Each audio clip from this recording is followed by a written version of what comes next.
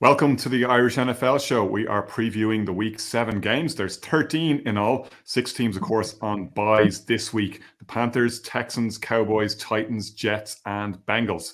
Highlights among the Sunday games include Detroit at Baltimore and the Chargers at Kansas City. Those are indeed the 2 live games being screened this Sunday at Buskers on the Ball in Dublin's Temple Bar. Buskers also screens Red Zone Live every Sunday, every NFL Sunday.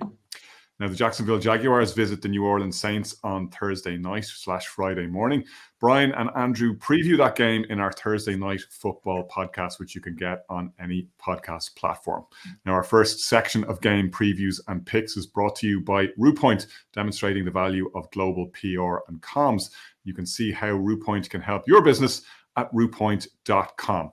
Well, on with the first segment of our Week 7 games and our Week 7 picks. And we have the Falcons and the Bucs, Brian, to start. 2 teams coming off a loss and looking to bounce back. Who gets the W and gets their mojo going again?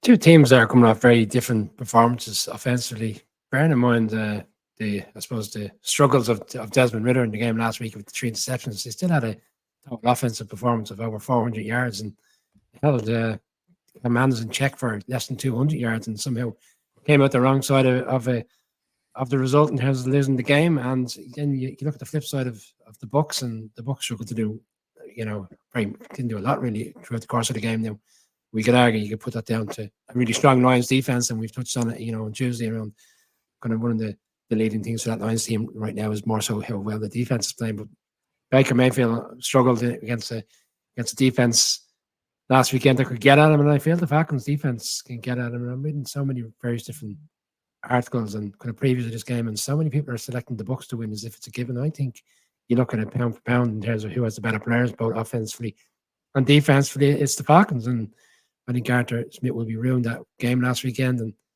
expecting Bijan and various different other players to step up in this game. And I don't think it's as foregone a conclusion as many think. I'm going to side with the Falcons in this one. I think the Falcons, for me, are the better team. Okay, they've had some struggles, in particular games, and they will need to play really well. But I'm going to go with the Falcons to go into Tampa and get the win. Colin, either of these 2 teams could yet make the playoffs, and arguably one of them very well might. The way the division is going, nobody's running away with it. It's as we've called out since the start of the season, and even since before the season started, one of the weaker divisions, which also means it's all to play for. And these divisional games are quite exciting. Then, as a result, do you accord with Brian? Then, do the Falcons have enough to take it from your perspective? Firstly, I think it's good that we're leading with this game, given that Brian is wearing his creamsicle tribute shirt, and the lighting makes it look that he's a beautiful tan, as if he has been spending the week there in Tampa Bay. Apologies to anyone who is listening to this on the podcast. Do try to get on to Twitter or YouTube to check out Brian's shirt. It looks like something I'd wear. I can come back in on that if you don't mind. 2 things. One, I'm a week late for the Bucs on the in the legacy kit, which they wore last week against the Lions, and I thought I'd blend in with RuPoint, obviously, who are supporting the show. I thought their colours are kind of unique, and I thought it would fit in well with my top for this evening. There you go. On message and on brand. What a pro. For this game, Connor, do you remember the episode of the Simpsons where there's the kind of messianic society, and then Homer ends up being Stonecutters? Who could forget the Stonecutters? And the wonderful Stonecutters song, and the Stonecutters had everything set in place only for Homer to ruin it all.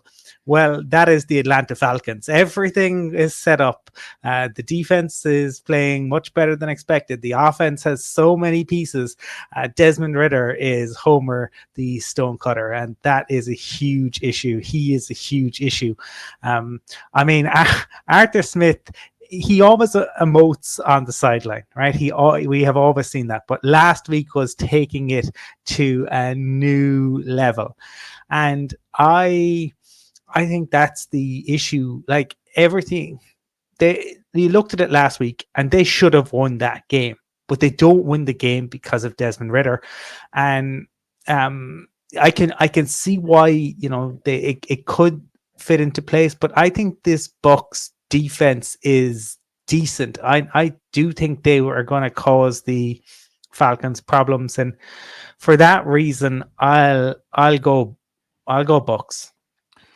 Yeah, I'm going to say, looking at this Falcons team right at the start of the season, I thought they were going to be a fun watch and entertaining watch, which they have been, but they've also been very frustrating offensively because of Ritter and because, despite the playmakers that he has around him and the scheming of Smith, it doesn't always come together, and he's often let them down. I do think they've gotten. We wondered how many of these new role players on the defensive side would actually slot in and what they'd get from the free agents. And they have got a little pop there. We talked about it on the show on Tuesday about how defenses are still on top, even heading into week 7. And to me, I think the Falcons are surprisingly better on that side of the ball than I expected them to be. I do think they've been close to pulling out W's in a couple of those games, as you mentioned, where they've actually lost. I think the Bucs probably have. They were really showing up, frankly, for the last game for me. I think the Baker Mayfield honeymoon is over, and I actually fancy the Falcons to nick this one on the road. So I'm going to put me down for a Falcons win as well for the Dirty Birds. The Bucs stops with the Ritter. Is that where we're going? Hey. Now the Bucs stops with Belichick in New England, and the Bills visit Foxborough this weekend. In the bargain basement right now, Colin, they can't do anything right, it seems, offensively. They've been pulling Mac Jones the last couple of weeks for Bailey Zappi to save him from himself and to save them from an even worse skid than has already been the case.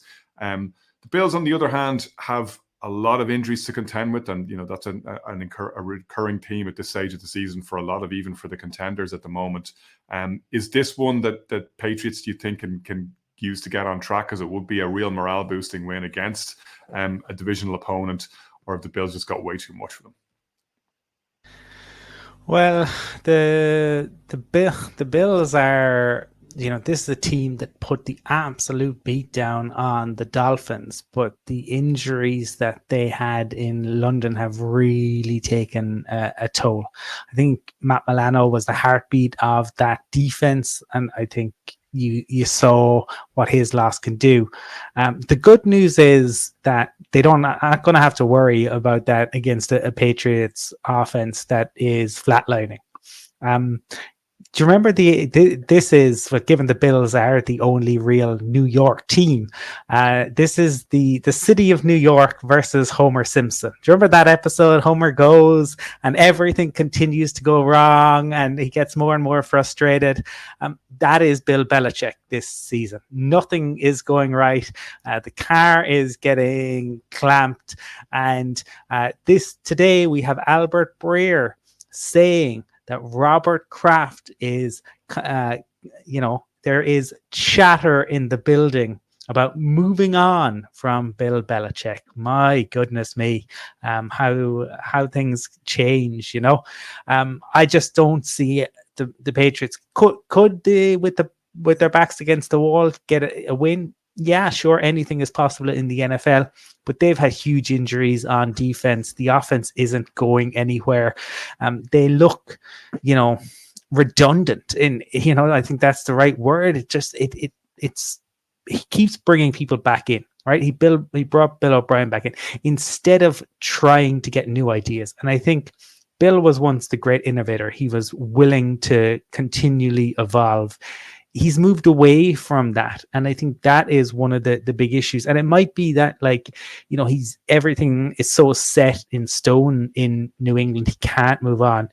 But no, the Bills should have enough, and Josh Allen should have enough to win them this game. Yeah, I got to say, I'd kind of row in behind that. I really thought that the Patriots would pull something out against the Raiders. Like, it was all set up for them, the student, the master over the student, rather, with the Belichick-McDaniels matchup, and that didn't materialize. It's just very difficult to see where they pull this one out from, albeit that the Bills are injury depleted. I mean, it's funny, we talked about how much the Bills might benefit from getting Von Miller back. When he comes back and everyone else is injured. They just can't catch a break there, the way that whole dynamic has gone. But I just don't see the Patriots' path to winning games at the moment. I just don't see where it's going to come from offensively. I think, with the role players that they've lost on defense, that leaves them a lot more exposed than they were earlier on the season when you thought, oof, they actually did a pretty good job against the Eagles, and oof, they held the Dolphins down. Before we saw that 70-point explosion, like they look quite impressive, but this team is just not set up to succeed in today's NFL. To your point, Colin, Belichick hasn't moved on; he's moved back, and that one step back certainly hasn't enabled them to take 2 steps forward. They're pretty much where they were last year, and that's not good as far as this weekend is concerned. Brian?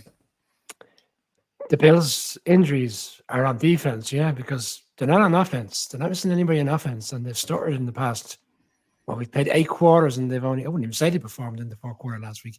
They got 2 touchdowns. They performed reasonably well in second half in England, but first half they didn't do anything. And first half 3 quarters last Sunday night they didn't even score. Yeah, they've got injuries on defense, but they're not doing a lot offensively at the moment. They'll be fine here, to be honest, because I picked the Raiders last week, which is on the Patriots situation. I wouldn't say it's a complete mess, but it's certainly spiraling out of control. I thought they would have been competitive enough to be winning games, and we've seen in the past, even despite poor seasons, that they find ways to win tough games in the division, and they hang with these teams and they navigate victories. But right now, I just can't see where it's going to come from. I think the Bills will be fine in this game. I think the Bills will win comfortably, but I don't think the Bills. It's amazing how quickly the NFL evolves and changes. 3 weeks ago, going to London, we were talking about the Bills coming off a 48-point beat down of the Dolphins, and we were saying this team we had Phoebe Schechter from Sky Sports on, and she was saying, right now they're the number 1 team in the AFC. You'd probably argue now that's not the case now. 3 weeks later, quickly how it changed. But in this instance, this game, I would expect them to win this game comfortably. Patriots lose another one. Don't like the Belichick stories, though. We've seen what happened when Fergie walked away. United haven't won the league since. I don't think the Patriots are going to be back in the sweepstakes anytime soon. The Patriots are going to find a way to find a new coach, only to realise 2 or 3 years down the line they should have held on to Bill and given him another crack at it. I think it's unfair for Bill should walk away when he wants to walk away. Yeah, Browns at Colts is next up. One of Belichick's former teams, of course, which we've almost forgotten in the midst of time, and they haven't really looked as good as they do now since he was in charge. Really, and that Browns defense absolutely fearsome. But when I think of the Browns, Brian, I think of something you just mentioned there about the Bills and how we've seen a lot of teams this season, including Buffalo, fail to back up a big win. We saw it last weekend, 49ers having smashed the Cowboys 42-10, go down to that Browns team. We saw the Dolphins put up 70, Colin, against your Broncos, and then fall flat the following week. And there's been lots of that going on this season. And you wonder, after that statement win by the Browns, are they going to be able to back it up against Indianapolis? I have to say, I suspect they probably will. I don't think that's as tough an assignment as it might have been, given the form that the Colts showed earlier this season. They still look like they've got plenty about them. Really like what Shane Steichen has done this season. They got Jonathan Taylor back. Zach Moss has been playing out of his mind. He's been doing great stuff for them. Obviously the constant Gardner isn't the worst choice to have at backup QB now that it looks like Anthony Richardson is going to be down for the season. But that's just a mean Cleveland defense. Myles Garrett just looks like he's having ghoulish fun out there at the moment as we approach Halloween. We know how much Myles Garrett loves Halloween, and he had that tombstone fixture in his front garden a while back where he had the names of every quarterback he'd sacked, and he could rack up quite a lot of tombstones this year if he wanted to. It's Cleveland all the way for me. Colin, what do you reckon?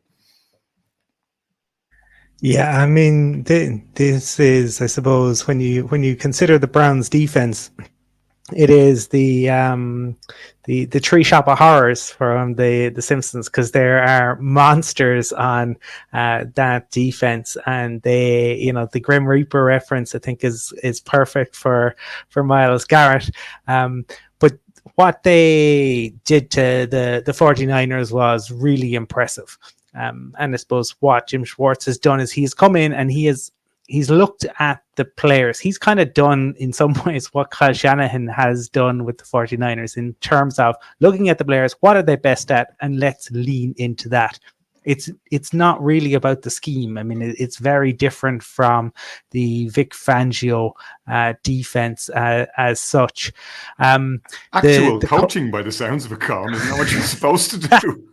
Well, everyone, people, I suppose, approach things differently. Some people have big schemes that they're going to implement, and they're going to get players to look to work within that. It doesn't really matter about the particular skill set. But I think it was really interesting for anyone who hasn't heard it. Kevin Clark had a great discussion with Dominic Foxworth on his podcast during the week, I suppose, about the evolution of the game. And I was talking to Carmen Vitali actually just before this, and she kind of built on that, and that'll be out the weekend. But basically what Dominic was saying was, Shanahan, say with Debo, right? If you play Debo purely as a wide receiver, he'd be fine, but he wouldn't be outstanding. Whereas Shanahan looked at it and said, there's things that you do well at wide receiver, there's things that you do well as a running back. Let's use you as a hybrid, and all of a sudden you're fantastic. Similarly to Christian McCaffrey. And that's what Jim Schwartz, I suppose, has done. He's looked at the way to best utilize, and that's why you're seeing Myles Garrett line up in interesting ways. My one concern for the Browns is the injury list. The injury report is pretty lengthy. They could be missing quite a few, and having to go into Indianapolis. But it is, again, like, I think the Colts will undoubtedly be a little bit deflated. Because Anthony Richardson is confirmed out for the season. Now, I am delighted to see them doing the right thing. This is a franchise who, did not do the right thing with Andrew Luck. We know that. And Jim Irsay, for all his faults, is doing the right thing in this instance. Perhaps, I'm imagining, can you imagine Jim Irsay as maybe Krang, as one of the giant aliens? I'm going to ultimately say that I think the Colts will make this feisty. But Deshaun Watson was practicing today from what I saw. That's trending in the right direction. If he plays, I think the Browns win. If it's PJ Walker, I think the Colts are capable of beating them at home. Are we two down on Indy, Brian? Is it got to be the Cleveland show, or do you see a different result? I think I wouldn't throw the Browns into that category of coming off an ecstatic victory like we've touched on there, initially as we previewed this game around other teams, but these big wins and the energy levels are so sapping that they come back in the following week. They're so flat, because offensively they really did struggle last weekend. I think we called it out today, 12 27, 42% strike rate. There was nothing to, and you called out some of the kind of marquee plays that they made to get down the field. So I still think they'd be delighted with the victory. I think they still know there's a lot to work on. Like, I think Deshaun Watson coming back would be a huge plus for him. Yeah, as Colm said, he's practiced today. I think even with PJ Walker to win, but I think he'll win more so because defense will be able to guard them Minshew down over the course of 4 quarters, and they'll do enough offensively. If Deshaun Watson's playing, I think it'll be a bit more comprehensive. But I'm siding with the Browns. I think this is a huge game. Like, bear in mind, the Ravens won last weekend. The Ravens are playing the Lions. I think you need to follow up that victory with another victory. And I think they do get it on Sunday. Brian, we'll keep you on the clock for Raiders Bears up next. I know the Bengals are who dey nation, but there'll be a lot of people looking at this game going who dey when they see the quarterbacks who show up. We've got Aidan O'Connell taking on Tyson Bagent, an undrafted free agent in a quarterback for the Bears with the Justin Fields injury. I'm just glad, for the sake of football fandom, that this is not a primetime game, because it doesn't look like it's going to be too spicy. But who do you think is going to take it? I think the interesting storyline going into this one is the Devontae Adams story. And I don't know if anybody had the opportunity to read that today, but he's been very outspoken this week around the disappointment in terms of how many players are being sent in his direction. And then Tashan Reid, who we had on the show previously, Colin would remember, a very good beat writer for the Raiders, put out a piece today, really kind of decisive in his comments around what Devontae Adams' expectation, and he doubled down on that message on X, and he basically said, "Yeah, you pretty much nailed it. I'm not getting the ball enough. I'm not satisfied with the play." So there's an undercurrent still there with the Raiders, despite getting back to 500. In this game, unfortunately for you, Connor, I think it's another one of those wishy-washy games for the Bears offensively, and I think the Raiders will find a way to navigate a 4-3 record come Sunday evening, which is probably beyond their expectations a couple of weeks ago. I think Aidan O'Connell, Colin touched on it a couple of weeks ago, how he was kind of thrown to the wolves by the head coach, but he seems like a guy who has the right head and the shoulders. He played well when he came in last week. And he's an O'Connell with 5 brothers and the Olive Irish name. So I imagine there's some kind of Irish heritage there. So we'd have to back the O'Connell, wouldn't we, and go with the Raiders. So for me, the Soldiers on Sunday will be the Bears, unfortunately, the Raiders to victory. Raiders to win. Colm, I hate to say this about my own team, but I hope you learned your lesson when you picked the Bears last week. What way do you see this one turning out? Yeah, well, if Fields had stayed healthy, But that's the if. Ultimately, for both of these teams, though, I think this is Marge versus the monorail, because both of these teams were sold a pup. The Raiders, they sit in 3-3, but they've beaten three bad teams. Like Brian has highlighted, the Adams is basically begging to get out of there. He does not want to be there. The head coach threw the QB under the bus. None of it looks sustainable, other than the fact that their schedule looks absolutely winnable. And yes, they should 100% win this. If they don't win this, I would say, again, it's going to heap pressure back on to Josh McDaniels. For the Bears, I spoke to Carmen a lot about this. She obviously covers the NFC North, and she thinks that ultimately the ownership don't like to blow things up. So she doesn't think it's going to be a kind of a Control-Alt-Delete type scenario, no matter what happens. But it's difficult to see like what is working really for the Bears. Yes, the young QB came in last week and he did okay, but when you come in and there's no tape on you and the defense hasn't prepared, this will be very different. This week, the Raiders should have enough. But I think I agree with Brian. I think the story here is, does Davante Adams get moved before the trade deadline? Yeah, you got, as you've alluded to there, Colin, Raiders have, over the next 5 games, they include the Dolphins, the Lions, and the Chiefs. So this is a win they really got to have. They knotted up their record at 3-3, with that fairly facile win over the Patriots in the end. They don't have an awful lot of soft touches left on the schedule. So this is one that nudges them over 500. And, Josh McDaniels will want this one desperately, because it's one of the keys to saving his job before the end of the season. Yeah, it's interesting what you say. I think penny for Ryan Poles' thoughts at this point, right? Because I think both he and Eberflus get a pass for last season. It's not their quarterback, not their regime. They're starting the rebuild. They're starting the teardown last year. This year's year one of the rebuild. And in a funny way, Fields going down probably suits Matt Eberflus more, because it kind of gives him a semi-pass this year, although things have not looked good. The play calling has not been good. I mean, last week for me as a Bears fan was hugely disappointing and dispiriting, in that you have a team coming off a mini bye with 11 days to prepare for the Vikings, who seem to have no clue about what Brian Flores would cook up to try and prevent them doing what they had done the previous 2 weeks against the Broncos and the Commanders. Blitz heavy, and took DJ Moore out of the game, and the Bears, they didn't have a plan B, and plan A didn't look great to begin with. And similar stuff, didn't do too badly on the defensive side of the ball, to be fair to them, but against an injury depleted Vikings who didn't have Justin Jefferson, it's going all kinds of wrong for so many reasons in Chicago at the moment, and I don't think it gets any better this weekend. Even with Aidan O'Connell in at QB for the Raiders, I think, sadly, from a Chicago point of view, they will take this one. Right, that's where we leave it for the first.